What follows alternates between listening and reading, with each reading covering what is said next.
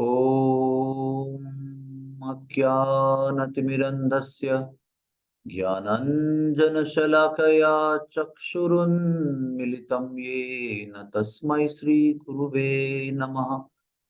श्रीचैतन्यमनोभीष्टं स्थापितं येन भूतले स्वयं रूपः कदा मह्यं ददाति स्वपदान्तिकम्। श्री कृष्णा चैतन्य प्रभु नित्यानंद श्री अद्वैत गदाधर श्रीवासदि गौर भक्त वृंद। हरे कृष्णा कृष्णा कृष्णा हरे हरे, हरे राम राम राम हरे हरे। हरे कृष्णा। इस उपनिषद में एक सुंदर श्लोक है। ओम पूर्णमदः पूर्णमिदं पूर्णात् पूर्णमुदच्यते पूर्णस्य पूर्णमादाय पूर्णमेवावशिष्यते। अर्थात भगवान की सृष्टि में सब कुछ परिपूर्ण है। जो भी भगवान ने निर्माण किया है वो सब परिपूर्ण है। वो हो गया स्थावर सृष्टि के विषय में। स्थावर यानी एसेट विच इज स्टेडी। फिर दूसरा है क्रियमाण यानी एक्टिव, यानी हमारे जीवन में जो भी घटनाएं हो रही है, जो भी प्रसंग आ रहे हैं वो भी परिपूर्ण है। निर्माण भी परिपूर्ण है और जो गतिविधियां चल रही हैं वो भी परिपूर्ण है। वैश्विक दृष्टि से भी वो गतिविधियां परिपूर्ण हैं जो अभी वर्ल्ड में हो रहा है, और वैयक्तिक दृष्टि से, व्यक्तिगत दृष्टि से भी जो हो रहा है वो भी परिपूर्ण है। हमारे भगवान इतने पूर्ण हैं कि वो जो भी करते हैं वो भी परिपूर्ण है। और वो इतना परिपूर्ण है कि इतने असंख्य खरबों अरबों जीव उन्होंने निर्माण किए हैं, और उसमें से अनंत खरबों जीव भौतिक जगत में हैं, हमारे विश्व में भी हैं। लेकिन हर एक जीव के जीवन में वो ऐसी परिपूर्ण योजना करते हैं, ऐसी परिपूर्ण घटनाएं लाते हैं जिससे वो सब जीव उनके चरणों में लौट के आए। इसका अर्थ ये हुआ कि हमारे लिए और आपके लिए, हर एक व्यक्ति के लिए जो भी जीवन में घटनाएं हो रही है वो सब परफेक्ट अरेंजमेंट है उनकी, जो अगर हम समझें तो हम उनके निकट आ जाएंगे, बहुत त्वरित निकट आ जाएंगे। और जब हमारे व्यक्तिगत जीवन में जब खुशी आती है, सुख आता है, तो हमको लगता है ये परफेक्ट है, ये मेरी योग्यता है, इसलिए भगवान ने दिया है। लेकिन जब दुख आते हैं तो हम चिल्लाते हैं, हम कंप्लेन करते हैं, तकरार करते हैं, क्यों ऐसा हो रहा है, मेरे लिए क्यों ऐसा हो रहा है, मैं ही ऐसा क्यों अदम पापी हूं क्या। किंतु जब दुख आते हैं तो ये सब, ये जो बात मैं कहने जा रहा हूं ये समझना बहुत जरूरी है कि सुख में उतनी कृपा नहीं होती है भगवान के निकट जाने के लिए, उतनी दुख में होती है। और जितना उत्कट और जितना तीव्र दुख होता है उतनी ज्यादा कृपा उस दुखदाई घटना में छुपी रहती है। हमको लगता है कि दुख हमारे लिए अच्छा नहीं है, क्यों आ रहा है, सुख ही आना चाहिए, इंद्रियां कहती है कि सुख चाहिए, और दुख सब लोग नापसंद करते हैं। लेकिन निष्ठा एक ऐसी वस्तु है, इस निष्ठा के आधार पर हम समझ सकते हैं, दूसरों वैष्णवों के जीवन में देखकर भी समझ सकते हैं। शास्त्र में जिन वैष्णवों का वर्णन किया गया है उनको भी देख के हम समझ सकते हैं, जैसे कि शास्त्र में कुंती है, प्रहलाद है, ध्रुव है, उनको देख के समझ सकते हैं। या हमारे आसपास के वैष्णव समुदाय में जो वैष्णव है उनके जीवन में देख सकते हैं कितने कष्ट आते हैं।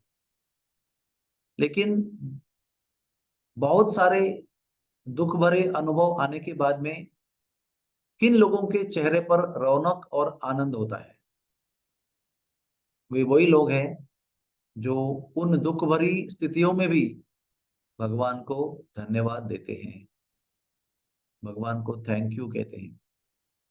ये भी कहते हैं कि भगवान, हम जानते हैं कि हमारे लिए, हमारी इंद्रियों के लिए बड़ा ही दुखदाई है, लेकिन आपके निकट आने के मार्ग में ये हमारे लिए अनुकूलता है। अगर हम उस प्रतिकूल दुख भरी घटनाओं में से ये समझते हैं कि ये आपने की हुई विशिष्ट मेरे लिए व्यक्तिगत योजना है, यानी एक्नॉलेजमेंट, समझना, और अगर हम उसको अप्रिशिएट करते हैं, वाह कितनी भगवान ने सुंदर अरेंजमेंट की ताकि मैं उनके पास और निकट आ जाऊं, और इस अप्रिसिएशन, सराहना के बाद अगर हम धन्यवाद करते हैं, कृतज्ञता व्यक्त करते हैं, एक्नॉलेजमेंट, अप्रिसिएशन एंड ग्रेटिट्यूड, जैसे ही भगवान ने दी हुई दुख भरी घटना के लिए धन्यवाद देते हैं, उस समय दो चीजें होती हैं। दुख होते हुए भी दुख का अनुभव नहीं होता है। हमें क्या चाहिए? हमें दुखों से तकलीफ नहीं है, हमको दुख तो होने वाले अनुभव से तकलीफ है। दुख जब दुख भरी अनुभूति देते हैं तो हम पीड़ित हो जाते हैं, तो वो नष्ट हो जाता है। क्लेश अग्नि, रूप गोस्वामी बताते हैं, सबसे पहले क्लेश नष्ट हो जाते हैं। क्लेश है वहां पर, क्लेश भरी घटनाएं भी वहां पर है, लेकिन क्लेश नष्ट हो जाते हैं। और दूसरी क्या होती है बात? आनंदाम बुद्धिवर्धनम प्रतिपदम पूर्णामृता स्वादनम, आनंद का अनुभव होता है। क्लेशों के होते हुए भी आनंद का अनुभव होता है। और उसकी चाबी कौन सी है? एकमात्र चाबी है थैंक यू, कृतज्ञता। तो कृतज्ञता हम कब व्यक्त कर सकते हैं? आप कहेंगे प्रभु जी इतना आसान नहीं है, आप तो अच्छा प्रवचन देते हो, तालियां भी बज सकती है। कृतज्ञता तब आएगी जब हमारे मन में विश्वास होगा कि भगवान हमारे हैं, हमारे थे, हमारे रहेंगे, वही हमारा कल्याण करने के विषय में दिन रात सोचते रहते हैं। उनके नाम के रूप में जब हम जप करते हैं तो सारे अवतार उनके, दशावतार उनके नाम के उच्चारण से हमारे जिह्वा पर प्रकट होते हैं रोज। कितने हमारे लिए वो सोच रहे हैं, कितने हमारे लिए व्यवस्था कर रहे हैं, कितनी कृपालु हैं, कितनी अनुकंपा करते हैं। ये जब समझ में आता है तो अपने आप स्वतः ही स्वयं स्फूर्त धन्यवाद की भावना निकलती है। और जो व्यक्ति परिणाम कारक रीति से इफेक्टिवली धन्यवाद देने में समर्थ हो जाता है, उसके जीवन में कभी भी क्लेश उसको कष्ट नहीं देते। उसके जीवन में, उसके चेहरे पे, उसकी गतिविधि में, उसके वाणी में केवल आनंद ही आनंद होता है। और वो आनंद केवल दबा हुआ छुपा हुआ नहीं रहता है, वो आनंद सभी को प्रकाशित हो जाता है, सबके लिए वो दर्शन हो जाता है उसका। इतना, इतनी शक्ति है इस कृष्ण भावना में। ये दिव्य आनंद कभी छुप नहीं सकता है। आप कितना भी छुपाओ, जैसे मुर्गे को बंद करो तो सूर्य नहीं छुपता है, सूर्योदय समाप्त नहीं होता है, वो रुक नहीं जाता है। उसी प्रकार से आध्यात्मिक आनंद जो है, वो कितना भी आप व्यक्तिगत रखो, छुपाओ, लेकिन छुप नहीं जाता है, वो प्रकाशित हो जाता है। और ये जो संधि है, ये जो अवसर है, ये जो मौका है, ये सबके लिए है। प्लीज अंडरस्टैंड, ये केवल मेरे लिए या किसी संत के लिए या किसी मेरे गुरु भाई के लिए, गुरु बहन के लिए, या किसी शास्त्र में दिए हुए प्रहलाद के लिए नहीं है। ये अवसर हम सबके लिए है। कौन ये अवसर का लाभ लेता है, उसको ये दिव्य अनुभव होता है। और जो इस अवसर का लाभ नहीं लेता है और केवल कंप्लेंट करता रहता है, वाई मी ओनली, क्यों मुझे ही कष्ट हो रहा है, वो केवल दुखी रहता है और दुखों को बढ़ाता है।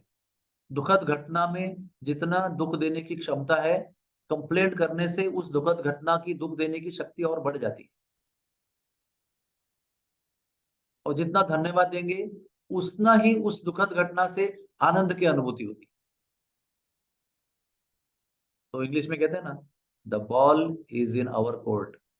ये सब कुछ अभी हमारे पर निर्भर है, हम क्या करते हैं। अरे भगवान तो अपनी परिपूर्ण योजना बना ही रहे हैं, निरंतर बना रहे हैं। हमको समझ में आ रहा है, नहीं समझ में आ रहा है, लेकिन वो निरंतर हमारे ऊपर काम कर रहे हैं। वो तो अपना काम परफेक्ट कर रहे हैं। अभी हमें अपना काम परफेक्ट करना है, हमें अपनी प्रवृत्ति को परिपूर्ण बनाना है। तो हमारा ये बहुमूल्य जीवन जो भगवान ने दिया है, ये बहुमूल्य जीवन जो भगवान ने दिया है, ये भी भगवान की परिपूर्ण योजना है जीव के लिए। इसके माध्यम से वो उनके श्री चरणों में, उनके प्रेममयी आलिंगन में दोबारा लौट के आए, इसके लिए ये व्यवस्था है। आइए सब मिलकर भगवान के नाम को ऐसे पुकारे, धन्यवाद की भावना से ओतप्रोत होकर भगवान को पुकारे, ताकि भगवान भी भावना विभोर हो जाए और हमें आनंद के सागर में डुबो दे। आनंदाम बुद्धिवर्धनम प्रतिपदम पूर्ण अमृत आस्वादनम। हरे कृष्ण कृष्ण कृष्ण हरे कृष्णा हरे, कृष्णा हरे हरे, श्री हरे राम हरे राम राम। राम राम राम हरे हरे। आप सब हरे लोगों के लिए हमारी प्रार्थना है कि आप सब लोग निरंतर भगवान को धन्यवाद देने में सफल हों। हरे कृष्णा। किसी का कोई प्रश्न है? हरे कृष्णा प्रभु जी। यस हरे कृष्णा यस माता जी बोलिए ना। प्रभु जी, आज आपकी बेटी का नीट का एग्जाम है, आपका आशीर्वाद जी। हरे कृष्णा हरे कृष्णा। ठीक है, और कोई प्रश्न है किसी का?